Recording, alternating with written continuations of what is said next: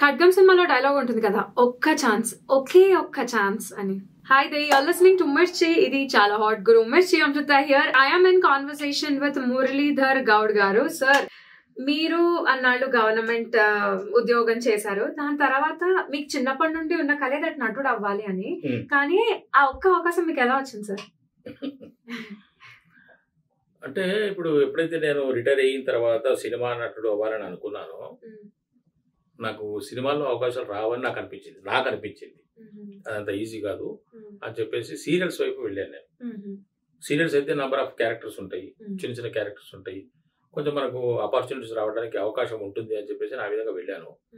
వెళ్ళి చేస్తున్న క్రమంలో అవి కూడా అంత ఈజీగా రావండి. ఆ సీరియల్స్లో కూడా వేషాలు అంత ఈజీగా రావు. సరే, నా అదృష్టం కొద్ది దాంట్లో కూడా అడపదడప వచ్చేవి. అవి చేస్తున్న క్రమంలో ఒకరిద్దరు డైరెక్టర్లు నా పట్ల చూపించినటువంటి ఇంట్రెస్ట్కి వాళ్ళు ఇంప్రెస్ అయ్యేవారు. నా పర్ఫార్మెన్స్ చూసి వాళ్ళు ఇంప్రెస్ అయ్యేవారు. చిన్న క్యారెక్టరు చాలా బాగా చేశాడు ఇతను మంచి ఫుల్ లెంత్ క్యారెక్టర్ ఇస్తే బాగుండేదేమో, ఇంకా మంచి మంచి క్యారెక్టర్స్ ఇతనికి బాగుండేదేమో అనే ఫీలింగ్ వాళ్ళ లుక్స్లో నాకు కనిపించేది. అప్పుడు ఒక డైరెక్టర్ గారు నాతో, సార్ మీరు సినిమాలో ట్రై చేసుకోండి, సీరియల్స్ చేయండి, సినిమాలు కూడా ట్రై చేసుకుంటే మీకు ఇప్పుడు మీ ఏజ్ గ్రూప్కి క్యారెక్టర్స్ కొన్ని పడే అవకాశం ఉంది సార్, మీ అదృష్టం బాగుంటే మీరు క్లిక్ అవ్వచ్చు, మీ పర్ఫార్మెన్స్ బాగుంటుంది, మీలో ఈజ్ ఉన్నది కాబట్టి ట్రై చేసుకోండి, సీరియల్స్ కూడా చేయండి అని చెప్పాను నేను. అప్పుడు నేను సినిమాల వైపు ఎలాగా ప్రయాణం అని చెప్పేసి అని కొంతమంది అప్పటికే నాకు పరిచయమైన కొంతమంది మిత్రులతోని సంప్రదిస్తే, ఏముంది సార్ ఆఫీసులకు వెళ్ళి కలవచ్చు అని చెప్పేసి అంటే అప్పుడు ఆఫీసులకు వెళ్ళాను. వెళ్తే అక్కడ నేను అనుకున్నంతగా లేవు, పరిస్థితులు అక్కడ కనిపించలేదు. సరే, ఏదో విధంగా దూరాలి దీంట్లో అని చెప్పేసి అని ఫోటోలు ఇస్తూ వాళ్ళకు రిక్వెస్ట్ చేసుకుంటే వాళ్ళు గుంపులో నిలబెట్టడం, ఒక్కొక్కసారి కంపెనీ ఆర్టిస్ట్ అని చెప్పేసి అని పిలవటం, డైలాగులు ఉండేవి కావు, ఊరికి అట్మాస్ఫియర్కు నిలబడటం రావటం. కాకపోతే నేనేమిటానంటే, ఎందుకు వెళ్ళాను అని అంటే, నాకేమో నటుడు కావాలనే కోరిక కాబట్టి పోనీ అట్మాస్ఫియర్ చూద్దాము, మనకేమైనా దారి దొరుకుతుందేమో ఆలోచిద్దాము, ఎలాగైనా సరే అవకాశం చేజిక్కించుకోవాలి, నేను అనుకున్న కోరిక నెరవేరాలి, నేను ఒక నటుడిగా నిలబడాలి అనే సంకల్పం నాలో గట్టిగా ఉంది కాబట్టి ప్రయత్నాలు చేస్తూ కొద్ది రోజుల తర్వాత నేను, సార్ నాకు ఈ గుంపులో వేషాలు వద్దు సార్, కంపెనీ ఆర్టిస్ట్ వేషాలు వద్దు సార్, డైలాగ్ ఉన్న క్యారెక్టర్ ఇవ్వండి, అది ఒక సీన్ అయినా ఒక డైలాగ్ అయినా ఏదైనా ఒక డైలాగ్ ఉన్న క్యారెక్టర్స్ అటువంటి ఇవ్వండి సార్, నేను ఒక ఆర్టిస్ట్ అవ్వాలనుకుంటున్నాను సార్ అని చెప్పేసానంటే ఒకరిద్దరు ఆ విధంగా దాన్ని నేను అడిగినంత మాత్రాన ఇచ్చినారని కాదు, అలా ప్రయత్నం చేస్తుండగా ఒక 2 సినిమాల్లో సింగిల్ మన క్యారెక్టర్కే నాకు వేషాలు డైలాగ్ ఉన్న క్యారెక్టర్స్ వచ్చినాయి. జగపతి బాబు గారితో ఆటగాళ్ళ సినిమాలు చేశాను, ప్రకాష్ రాజ్ గారితో వినవయ్య రామయ్య అనే సినిమాలు చేశాను. మేమిద్దరం ముఖాముఖి, జగపతి బాబు గారితో నేను, ప్రకాష్ రాజ్ గారితో నేను, ఈ విధంగా చేసి తర్వాత కథానాయకుడు మహానాయకుడు అనే నందమూరి తారక రామారావు గారి జీవిత చరిత్ర సినిమా తీస్తున్న పరిస్థితుల్లో టంగుటూరి అంజయ్య గారి క్యారెక్టర్, మాజీ ముఖ్యమంత్రి కృషి గారు ఆ సినిమా ద్వారా నా కృషిని గమనించి కృషి గారు అది పిలిపించి ఇచ్చారు. అది కూడా నాకు చాలా సంతోషం అనిపించింది. దాంతో నేను నా కోరిక నెరవేరింది అనేటువంటి ఫీలింగ్లోకి వెళ్ళిపోయాను. అమృత గారు, ఇట్స్ ఫ్యాక్ట్, చాలే నా జీవితానికి ప్రకాష్ రాజ్ గారితో చేయటము, జగపతి బాబు గారితో చేయటము, కృషి గారు నన్ను మెచ్చుకొని గౌడ్ గారు బాగా చేశారు మీరు అని చెప్పేసి అనటము, అందులో రాణా గారు చంద్రబాబు నాయుడు గారి క్యారెక్టరు, ఇవి నేను చేసిన సినిమాలు చిన్నవి. మరి తరుణ్ భాస్కర్ గారు నన్ను ఎక్కడ ఏ క్లిప్పింగ్ చూశారో తెలియదు కానీ ఆయన ఒక వెబ్ సిరీస్ స్టార్ట్ చేస్తూ రాములా అనే ఎపిసోడ్లో నాకు ఎక్స్ ఎమ్మెల్యే రామచంద్ర క్యారెక్టర్ ఇచ్చారు. దాంట్లో 2 సీన్లు ఉన్నాయి. ఆ 2 సీన్లు చాలా బాగా వచ్చి సినిమా ఇండస్ట్రీలో చూసిన వాళ్ళు ప్రతి ఒక్కరు కూడా ఎవరైతే అనుకునేంత బాగా పండింది. ఆ క్యారెక్టరే నాకు బలగంలో సినిమాలో వేషం రావడానికి కారణం. వేణుగారు కూడా అది చూశారు. అది చూసి ఆ బలగం సినిమాలో నారాయణ క్యారెక్టర్ కొంచెం బలమైన క్యారెక్టరు, దానికి ఒక సమర్థుడైనటువంటి యాక్టర్ కావాలి అని ఆయన మనసులో అనుకుంటున్న పరిస్థితుల్లో ఈ పిట్ట కథలు రాముల ఎపిసోడ్లో ఎక్స్ ఎమ్మెల్యే రామచంద్ర క్యారెక్టర్ చూసి ఇతనే నా నారాయణ అని అనుకున్నారు. అప్పుడు అది బలగంలో ఆ విధంగా నేను ఎంటర్ అవ్వడం జరిగింది. కాకపోతే బలగం నా 2వ సినిమా. ఇలా ఉండగా ఈ డీజెటిల్లు స్క్రిప్ట్ వర్క్ జరుగుతున్నది, షూటింగ్ డేట్స్ దగ్గరికి వస్తున్నాయి, వాళ్ళకి అందరు ఆర్టిస్టులు దాదాపుగా అయిపోయారు. ఇక మిగిలింది ఫాదర్ అండ్ మదర్. ఈ 2 క్యారెక్టర్ కోసం వాళ్ళు చాలా మందిని ఆడిషన్ చేసినట్టున్నారు. వాళ్ళకి అంతగా సాటిస్ఫాక్టరీ చూపించలేకపోయారు ఎవరు. ఒకరోజు తరుణ్ భాస్కర్ గారిని వాళ్ళు సంప్రదించారట. సార్ మీకు తెలిసిన వాళ్ళు ఎవరైనా ఉంటే చెప్పండి సార్, మాకు ఫాదర్ క్యారెక్టర్ కోసం హీరో గారికి అటాచ్ అయ్యేటువంటి క్యారెక్టరు, దాదాపుగా హీరో లెవెల్లో ఉన్నటువంటి క్యారెక్టర్ అంటే తరుణ్ భాస్కర్ గారు నా పేరు ప్రిఫర్ చేశారట. అందువల్ల ఆ డీజెటిల్లో నాకు ఆ క్యారెక్టర్ వచ్చింది. ఇది ఆల్మోస్ట్ మీకు ఇంకొక జన్మ వచ్చినట్టే కదా సార్. 100% డీజెటిల్లు నా జీవితాన్ని, సినిమా జీవితాన్ని నిలబెట్టినటువంటి సినిమా, నేను మర్చిపోలేని సినిమా. బలగం సినిమా కూడా డైరెక్టర్ వేణుగారు, వెల్దండి వేణుగారు నాకు ముందే చెప్పారు, సార్ ఈ క్యారెక్టర్ మీకు మీ జీవితానికి ఒక మలుపు తిప్పుతుంది, మిమ్మల్ని ఒక ఉన్నత స్థాయికి తీసుకెళ్తుంది అని చెప్పారు. వారి వాక్కు నిజమైంది. బలగం సినిమా చూడని తెలుగు వారంటూ లేరు, లేదా ప్రపంచం మొత్తం మీద తెలుగు తెలిసిన ఏ ప్రేక్షకుడు కూడా సినిమా చూడకుండా లేరు. అంతగా అందరినీ ఆకట్టుకున్నది. డీజెటిల్లు సినిమా ఒక తరాన్ని ఆకట్టుకుంటే బలగం సినిమా తరతరాలను ఆకట్టుకుంది. ప్రపంచవ్యాప్తంగా ఆ సినిమా చూడని వాళ్ళు లేరు అంటే శక్తి కాదు. బలగం సినిమాకి 100 అవార్డులు వచ్చినాయి అంటేనే దాని స్థాయి ఏమిటో, దాని పరిస్థితి ఏమిటో, అది ఎంతమందికి ఎలా కనెక్ట్ అయ్యిందో మనకు అర్థమైపోయింది. అసలు సినిమా రిలీజ్ అయినప్పుడు ఏదో రోజు వస్తుంటే సినిమాలు అలాంటి ఒక సినిమానే అని అనుకున్నాము, చాలా పొరపాటు అది. కానీ దాని తర్వాత దాని పబ్లిసిటీ అంతా జనాలే చేశారు సార్. ఇప్పుడు నేను చూసా 10 మంది చెప్పారు, వాళ్ళు ఒక్కొక్కళ్ళకి ఇంకొక 10 మంది చెప్పారు బాగుంది. అంతకు మించిన పబ్లిసిటీ ఇంకేముంటుంది సార్ సినిమాకి.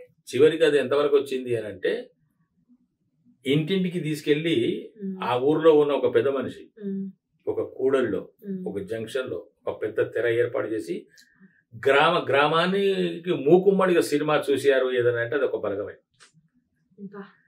ఒక ఫ్యామిలీ సినిమా థియేటర్కి వెళ్ళి చూసింది అంటే వేరు, ఒక ఫ్యామిలీ టీవీ చూస్తూ చూసింది అంటే వేరు. కానీ ఉమ్మడిగా మూకుమ్మడిగా ఊరంతా ఒక చెట్టు కిందో ఒక సెంటర్లోనో తెర వేసుకొని చూడటం అంటే బలగం సినిమా. నా దృష్టిలో నా భూతో నా భవిష్యత్తు. బ్యూటిఫుల్. అండ్ అలాంటి సినిమాలో మీరు అంత మంచి పాత్ర పోషించడం, మీకు ఆ సినిమా రిలీజ్ అయ్యి మీకు ఇంకా అంత ఆదరణ పెరిగిన తర్వాత, ఇప్పుడు మీరు అన్నట్టే డీజెటిల్లు అంటే యూత్ చాలా బాగా ఆకట్టుకున్న సినిమా, కానీ బలగం అందరినీ ఆకట్టుకుంది. దాంతో మీకు ఇంకా ఎక్కువ వైడ్ రీచ్ వచ్చింది కదా. అది వచ్చినప్పుడు ప్రపంచం మొత్తం మీద ఈ రోజు నన్ను గుర్తుపడుతున్నారు.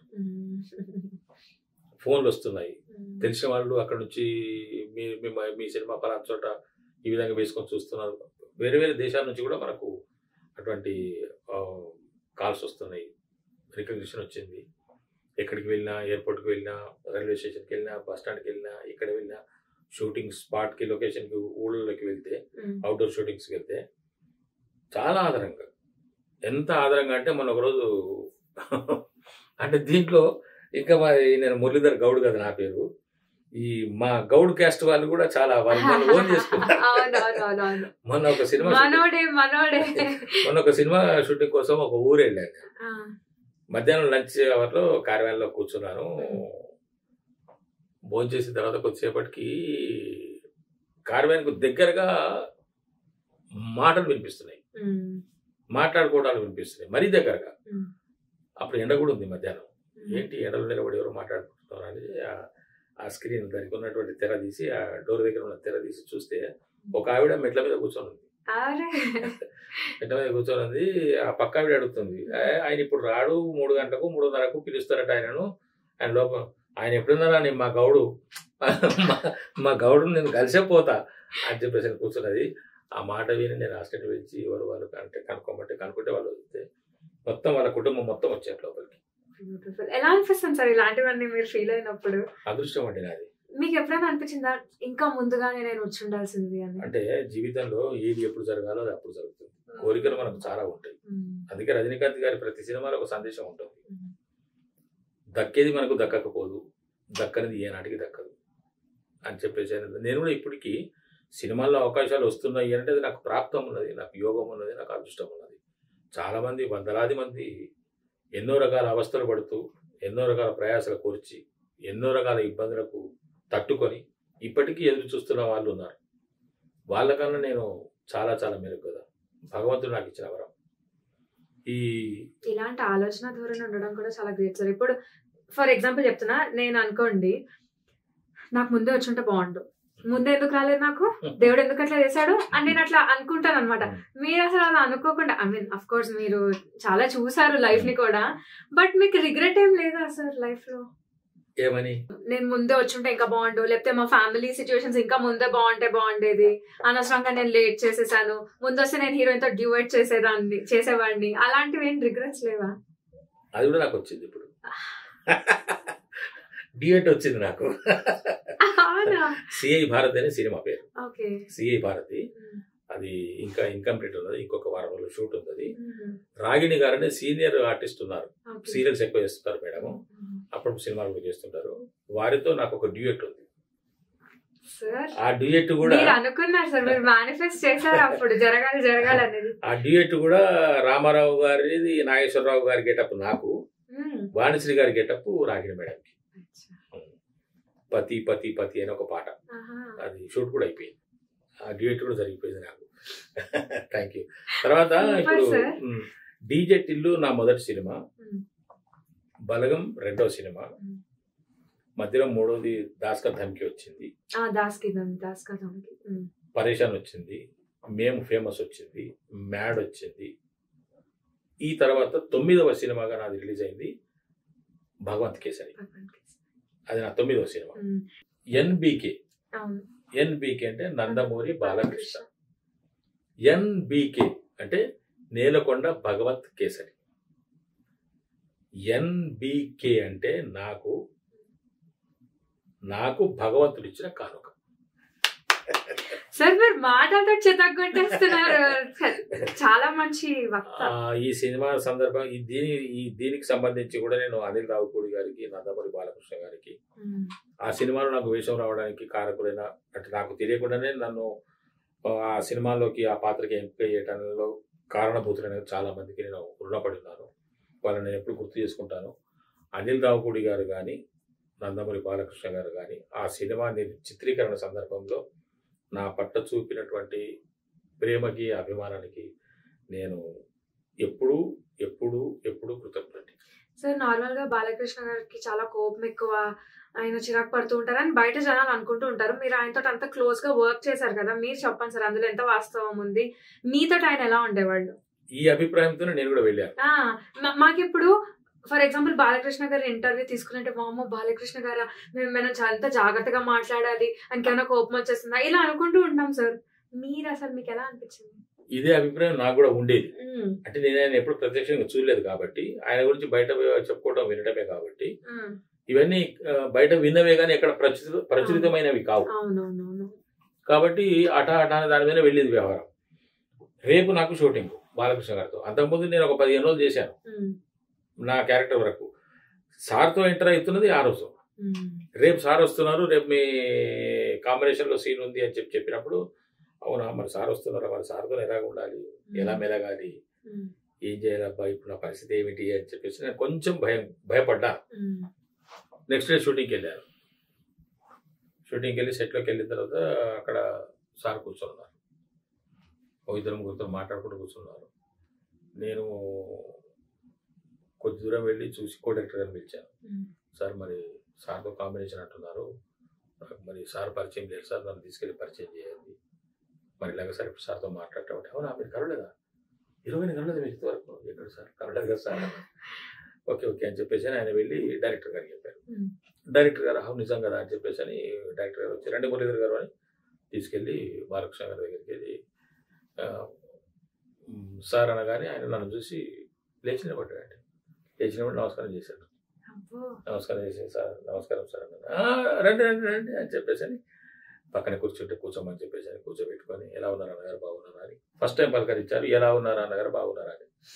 ఆ మాట చివరి వరకు కూడా, అంటే షూటింగ్ అయిపోయి మేము మళ్ళీ కలుసుకుని మళ్ళీ ఆ తర్వాత సక్సెస్ మీట్లో కలుసుకున్నా కూడా అన్నగారు తప్ప ఇంకొక మాట మాట్లాడలేదు. మురళీధర్ గారు కూడా లేదు ఆయన ఎప్పుడు అన్నగారు. చాలా సరదాగా జోకులు వేశారు, ఆత్మీయంగా మాట్లాడారు, ఫ్యామిలీ వివరాలు తెలుసుకున్నారు. పిల్లల వివరాలు తెలుసుకున్నారు, నా కుటుంబం యొక్క మంచి చెడ్డలు తెలుసుకున్నారు. ఎప్పుడు కనిపించినా ఆత్మీయంగా పలకరిస్తారు, చాలా సంతోషంగా కబుర్లు చెప్తారు. అది బాలకృష్ణ గారితో నాకు ఉన్నటువంటి సో ఎక్స్పీరియన్స్. మీరు కూడా తెలుసుకోండి బాలకృష్ణ గారి గురించి. బయట చాలా మంది చెప్తూ ఉంటారు ఆయనకు చాలా కోపం ఎక్కువ అని, కాదని ఈ రోజు తేల్చి అయితే చెప్పేసారు. ఇక్కడ నాకు ఒక చిన్న క్లారిఫికేషన్ వచ్చింది. ఎప్పుడు ఏ క్లారిఫికేషన్ వచ్చిందంటే, బాలకృష్ణ గారి దగ్గరికి వెళ్తే కొడతారు అని చెప్పేసి అనేది ఒకటి ఉన్నది కదా. ఎస్, కొడతారు, కరెక్టే. ఎప్పుడు కొడతారు తెలుసా? అయితే ఆ కొట్టడంలో కూడా నేను దానికి వేరే అర్థం తీసుకున్నాను. వీళ్ళు వెళ్తారు, ఎందుకు వెళ్తారు వీళ్ళు అంటే ఆయన కొట్టాలని వెళ్తారేమో నాకు అనిపించింది. ఇప్పుడు ఆయన చిరాకు పెడితే ఒకటేస్తాడు ఆయన, ఆ వేయడమే ఇది కావాలి, కాంట్రవర్సీ క్రియేట్ చేయడానికి కాదు. సార్ నన్ను కొట్టాడు, సార్ నన్ను తాకాడు, సార్ చేత నేను చెప్పదెబ్బ తిన్నాను, సార్ చేత నేను తోసివేయబడ్డాను అని అనిపించుకోవడానికి వెళ్తారేమో నాకు అనిపించింది. సార్ మీరు చాలా ఆప్టమిస్టిక్ గా మాట్లాడుతున్నారు సార్. ఏది మాట్లాడినా అందులోంచి మంచి తీసుకోవాలి, అందులోంచి కరెక్ట్ ఉండాలి అన్నట్టుగా. That's beautiful. And mad cinema sir, ఆ సినిమా కూడా మ్యాడ్ చేసిందా? పిచ్చి ఎక్కిచ్చేసింది. వితౌట్ ఎక్స్పెక్టేషన్స్ వచ్చింది సార్ ఆ సినిమా కూడా. పెద్దగా ఎవరికి తెలీదు, కానీ కాలేజ్ ఆడియన్స్ ని ఎంత అట్రాక్ట్ చేసింది అంటే ఆ సినిమా. మేము మా కాలేజ్ వాళ్ళు ఓన్ అయిపోయింది. అండ్ అందులో పర్ఫార్మెన్సెస్ మిగతా యాక్టర్స్ వాళ్ళందరివి కూడా చాలా రియల్ గా ఉండేసరికి మేము ఏం చేసాము, మేము కాలేజ్ లో చదువుకున్నప్పుడు మేము అందరం ఒక గ్యాంగ్ బంక్ కొట్టి సినిమాకి వెళ్ళేవాళ్ళం. మేము అందరం కలిసి మ్యాడ్ సినిమాకి వెళ్దామని అలా వెళ్ళాము. అండ్ అందులో కూడా సరే ఎంత న్యాచురల్ గా మీ పర్ఫార్మెన్స్ అదంతా. ఇప్పుడు వాళ్ళందరూ కుర్రాళ్ళు కదా, మీరు కొంచెం వాళ్ళ ఫాదర్ ఏజ్ లాగా, వాళ్ళందరూ మీతో బాగానే కలిసిపోయే వాళ్ళ. మీరు ఎలా ఉండేది వాళ్ళతో? ఎందుకు ఏముంటారు, నేను సెట్ లోకి వెళ్తే, షూటింగ్ స్పాట్ లోకి వెళ్తే బాబాయ్, పెదనాన్న, అంకుల్ అని పిలుస్తున్నారు తప్ప ఇంకా జబర్దస్త్ ఆర్టిస్ట్ కొంతమంది ఉన్నారు, ఇద్దరు ఉన్నారండి. నాన్నగారు అంటున్నారు, వాళ్ళు డాడీ అంటున్నారు, నాన్నగారు అంటున్నారు. అంకుల్ అంటలేదు కానీ, గౌడ్ గారు అంటే కానీ, మురళి గారు అంటే కానీ, నాన్నగారు మీరు రండి, మీరు కూర్చోండి, డాడీ మీరు రండి, ఇలాగే అంటున్నారు. అదే నాకు అదృష్టం కదండి, మామూలు అదృష్టం కాదు అది. దేవుడు, అమ్మవారు, ఆ కళామ తల్లి నాకు ఇచ్చినటువంటి ఒక సౌభాగ్యము, నా ప్రాప్తము, నా అదృష్టము, నా యోగం. మీకు ఉండే ఉంటుంది కదా సార్, వీళ్ళు నా డ్రీమ్ డైరెక్టర్, వీళ్ళతో పాటు నాకు ఎలా అన్న పని చేయాలని ఉంది, అది ఎవరు? నాకు డ్రీమ్ డైరెక్టర్ కానీ డ్రీమ్ రోల్ కానీ లేదు. ఎందుకు లేదు అంటే, ప్రతి డైరెక్టర్ దగ్గర పనిచేయాలని ఉంది, ప్రతి పాత్ర వేయాలన్నది. అంత మాత్రం నాకు సాధ్యం కాదు. కానీ నాకు మంచి